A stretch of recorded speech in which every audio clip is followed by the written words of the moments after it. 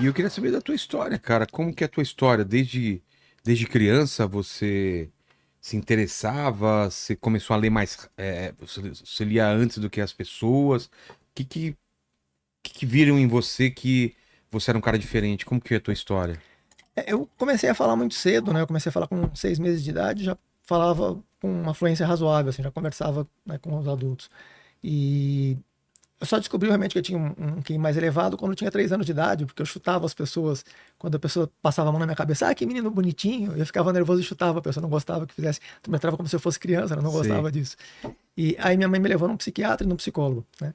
E aí fizeram exames desde testes para 3 anos até chegar nos 9 anos, e eu fui acertando todas, né? E cheguei até a idade mental de 9 anos quando eu tinha 3 anos de idade. Aí dava o QI mais ou menos 300 e convertendo em escala de desvio padrão 16, daria mais ou menos 233,3, né? Então, foi nesse momento que descobriram que eu tinha uma inteligência assim, acima do normal. É, Qual a explicação mas pra isso? É genético? Em uma relação ao parte. exterior? Como que é, cara? Convivência? Seus pais faziam o quê? Minha mãe era professora de primeira a quarta série. Meu pai, ele teve várias atividades. Ele foi engraxate, ele foi ajudante de mecânico, ajudante de fábrica de vidro, foi caminhoneiro. Ele teve várias atividades, mas nenhuma delas especializada. Foram Sei. assim, atividades meio que discriminadas pela sociedade de modo geral, né? A minha mãe foi professora de primeira a quarta série. E o que você acha? Então, Tem a ver a genética? Como que funciona? Você... o meu pai, a minha mãe ela tinha uma memória muito boa, ela tinha uma hipermnésia, né?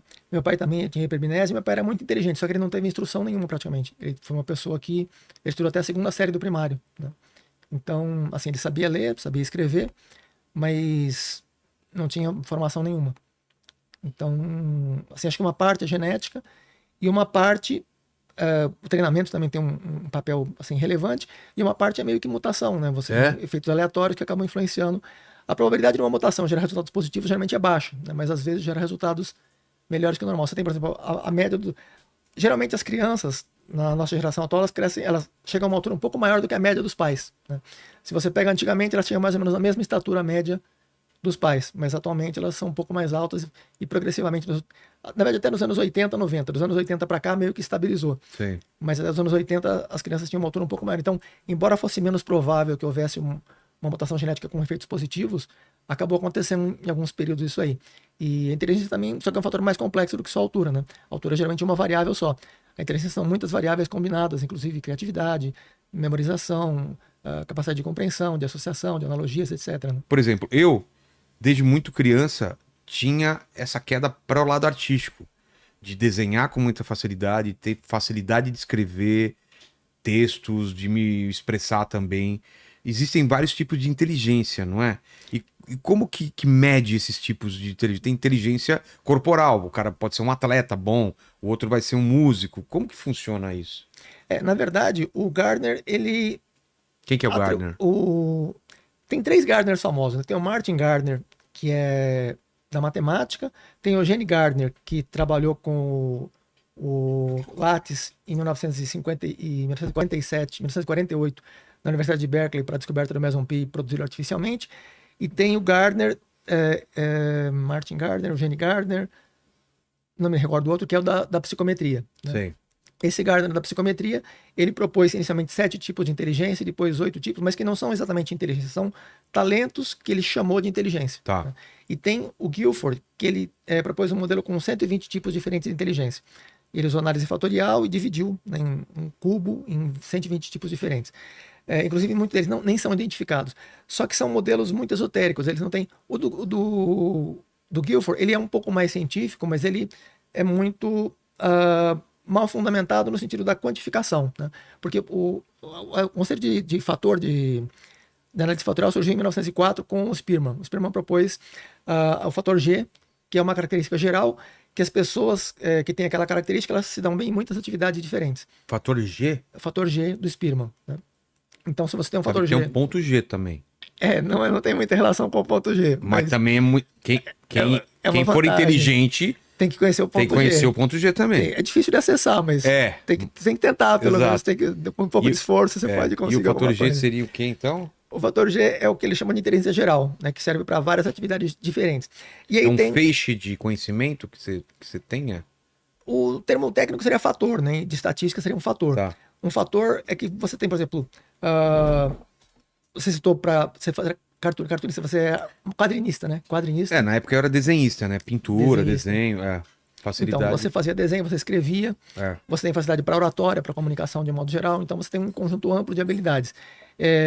Provavelmente você também tem, não sei se você tem detectado o talento para matemática, mas provavelmente você tem, mas talvez Não muito, não. eu acho que você não chegou a testar, mas talvez você tenha, por ter professores que não incentivavam adequadamente, então você acabou não desenvolvendo. Mas é provável que tenha também. Então, as pessoas que têm o fator G desenvolvido, geralmente ela tem. É como você pega um atleta, né? O Pelé, por exemplo. O Pelé ele fazia qualquer esporte muito bem. O futebol era o que ele se destacava mais, mas se ele tivesse que correr 100 metros rasos, se ele Sim, tivesse que. sim. Qualquer outra atividade que envolvesse coordenação motora, Ele ia se dar bem. velocidade, né, resistência, etc. Então, a inteligência você tem semelhante ao que tem os esportes, que seria esse fator G. E além disso, você tem os fatores específicos, né? Então, por exemplo, o Pelé ele tem algumas aptidões que funcionam especificamente para o futebol. Coordenação motora com as pernas, né? Coordenação motora com a cabeça, capacidade de você prever o movimento do seu time adversário, e tal, dos seus colegas e tal. Então tem umas características mais especializadas. E tem vários outros níveis de especialização. Então esse no caso do fator do Guilford de 120 fatores, o primeiro fator, que é o fator G, ele responde geralmente por 70% a 85% da variabilidade, né, das características que são medidas pelo fator G. Então você tem um fator que já tem 85% e 15% para todos os outros 120 fatores somados. Sendo que o segundo, se você pega o primeiro e o segundo, você dá uns 95%. Aí sobra 5% para os outros 119 fatores, né, 118 fatores. Sim. Depois você pega mais o terceiro fator, você tem 99% e sobra 1% para os outros 117 fatores. Então, quer dizer, na verdade, esses 117 fatores não tem peso quase nenhum. Não tem praticamente nenhuma relevância para o conjunto das atividades. Geralmente os 2 ou os 3 primeiros fatores, o primeiro já responde por 85% da variabilidade, né? Então, geralmente o fator G é o que pesa mais. Quando a pessoa vai escolher uma atividade muito específica, piano, por exemplo, né? Então ela precisa também de uma habilidade para o piano. No caso do xadrez, você tem um cavalo de xadrez ali. A pessoa que vai, por exemplo, praticar xadrez, ela tem que ter uma habilidade também para o xadrez, que vai ser um complemento extremamente importante, né? Se você tem aqueles 85% de inteligência geral, mas não tem também um talento muito desenvolvido específico para o xadrez, você vai conseguir uma performance ali razoável. O Einstein, por exemplo, ele não jogava tão bem xadrez quanto, sei lá, o Chaplin. O Chaplin jogava melhor xadrez. O Chaplin jogava xadrez melhor que o Einstein, né? Então, o Einstein jogava relativamente bem, mas não era assim, um grande jogador. E mesmo que ele treinasse, em parte porque ele não era dedicado a isso, mas mesmo que ele treinasse, provavelmente ele não desenvolveria esse tipo de habilidade. Seria como o Pelé queria fazer fisiculturismo. Talvez ele fosse um bom fisicultor, chegaria acima da média, talvez, mas não daria para competir com o Schwarzenegger, né, com o Lofarino, né, uma pessoa que fosse especializada nessa área, que tem um talento específico para essa área. Então, o treinamento tem um papel importante, a genética também tem, e com relação aos tipos diferentes de inteligência, na verdade, tem um tipo de inteligência, que é o fator G, e os outros são talentos diferentes, são vários talentos que compõem a inteligência, né? O Gardner, que propôs esse conceito, a maior parte dos psicometristas modernos, os que conhecem melhor estatística, não levam muito a sério a teoria do Gardner, né? Mas acabou se popularizando porque é muito conveniente, especialmente do Goleman. O Goleman fala de inteligência emocional. Então, para as empresas é muito conveniente você vender a ilusão, exceto para as Big Techs. Big Techs, elas levam muito mais a sério a produtividade concreta, e não conversinha, né? Então, Microsoft, Google, IBM, a Tesla, eles procuram selecionar pessoas que têm inteligência geral altamente desenvolvida. Não usam teste de QI, porque os testes de QI são muito fáceis, né? Não tem dificuldade adequada porque eles precisam. Então, eles têm os próprios testes que eles mesmos desenvolvem. Desde os anos 70, 80, eles já fazem isso. A IBM já faz desde os anos 70. E Microsoft desde os anos 80. Então, eles selecionam com base em testes de inteligência e não testes de inteligência, o que eles chamam de inteligência emocional, que nem tem meio que uma corruptela, não é um termo bem construído, esse termo inteligência emocional. É importante que você socialize de forma eficaz. O próprio Goleman, que propôs a teoria, ele validou o teste de inteligência emocional, o primeiro teste, com base nos testes de QI. Então, geralmente, as pessoas que tinham os maiores scores de inteligência emocional também tinham maiores scores em teste de QI, né? E, no fim das contas, o que acaba pesando principalmente é isso. Mas no Brasil e em alguns outros países, eles valorizam muito inteligência emocional, porque é muito mais fácil de você usar o nepotismo, encaixar quem você quer, em vez de concretamente quem tem performance mais desenvolvida. Agora, essas Big Techs, as principais empresas que têm uma grande performance de rentabilidade, são as que favorecem, né, que privilegiam a seleção com base em produção intelectual e inteligência, com base nos testes que eles mesmos aplicam, né? Por que a gente tem essa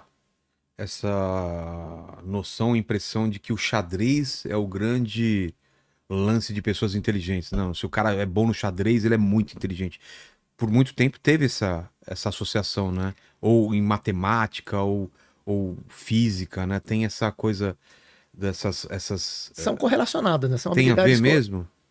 quase todas as habilidades são correlacionadas, mas em diferentes níveis. Então você tem, por exemplo, a pessoa que escreve bem e a pessoa que tem um alto QI estão correlacionadas, tem um 0,5 mais ou menos de correlação. Correlação vai de 0 a 1, mais ou menos, né? Então, mais ou menos, exatamente de 0 a 1. Então, 0,5 é uma correlação razoavelmente, assim, moderada. O xadrez tem, se você pega só de crianças, dá mais ou menos 0,4. Se você pega de crianças e adultos, dá mais ou menos 0,65. Algumas medições chegam a 0,7 de correlação entre a habilidade para o xadrez e a inteligência. E depende também do nível que você considera. Porque o xadrez ele é muito dependente do treinamento e do estudo. Então, se você dedica, sei lá, 8 horas por dia ao estudo do xadrez, e outra pessoa que tem um talento muito grande para o xadrez, mas não dedica nada, dedica 15 minutos por dia, ou simplesmente, sei lá, uma vez por semana, Sim. ela vai desenvolver muito menos. É muito semelhante ao que acontece com a parte física, com os esportes, por exemplo, né? Se você tem um atleta que ele tem uma aptidão extraordinária para salto em altura, mas ele não pratica aquilo, ele só tem aptidão natural, ele vai saltar 1,5 m, 1,20 m de altura. Se ele treina frequentemente, pesadamente, né, com bastante disciplina, ele pode chegar a 2,40 m de altura. Ele pode saltar 2,30 m, não sei quanto é o recorde mundial, mas é mais ou menos isso, eu acho, né? 2,40 m, eu acho. Então, quase tudo relacionado à parte cognitiva é muito semelhante, você tem uma analogia muito boa com a parte física. Você tem estruturas, em alguns aspectos, que são mais flexíveis. Se você perde, por exemplo, uma parte do cérebro, você continua usando as outras partes que restaram, mesmo que uma parte especializada em uma certa função, que tenha sido perdida aquela parte, as partes que restaram continuam desempenhando também aquela função. Que é mais ou menos o que acontece com o corpo, só que com o corpo é mais visível, né? Se você perde as mãos, você desenha, você pinta, por exemplo. Se você perde as mãos, você começa a pintar com os pés, né? Na Sigma Society, por exemplo... Teve um amigo meu 90... que teve derrame de um lado e ele começou a pintar com a outra mão, com dificuldade, mas ele foi desenvolvendo esse lado, né? Sim, você acaba desenvolvendo... E até com a boca, se for necessário, você começa a pintar até com a boca. Então você tem uma estrutura que é especializada, que é mais eficaz para fazer a pintura, que são as mãos, né? Mas se você perde aquela estrutura, você consegue usar outras partes remanescentes para desempenhar também aquela função. Com o cérebro você tem mais ou menos o equivalente, só que de uma maneira é menos estrutural e é mais cognitivo o processo, mas dá também para você adaptar. Entendi. Então cai um pouco a performance, porque você não é tão especializado em estrutura remanescente, mas continua fazendo as coisas.